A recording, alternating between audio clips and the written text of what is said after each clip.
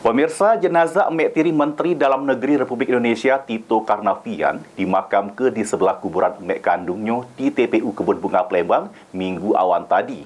Bagi Tito, meski Mek Tiri namun sosok almarhumah baik nian sama pecah mek kandung.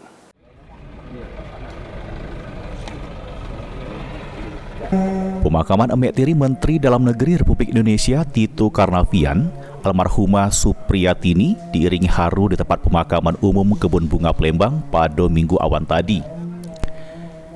Diketahui almarhumah Supriyatini ngembuskan napas terakhirnya di umur 66 tahun di Rumah Sakit Umum Pusat Muhammad Husin Palembang pada Minggu dini hari sekira jam 3.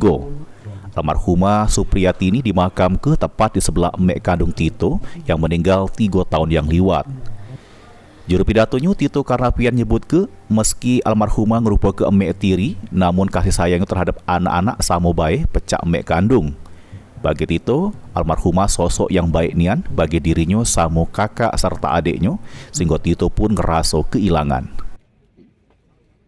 Sampai dalam akhir beliau, mungkin kami pernah mendengar ada kata-kata marah dari almarhumah. Saya merasa pribadi sebelum masuk AKB yang pernah dibesarkan oleh beliau, dan mungkin bagi kakak saya yang juga besar kuliah di Palembang lebih dari itu, adik saya juga lulusan kuliah lebih dari itu. Saya ada seperti ini, seorang sosok yang sama seperti ibu kandung.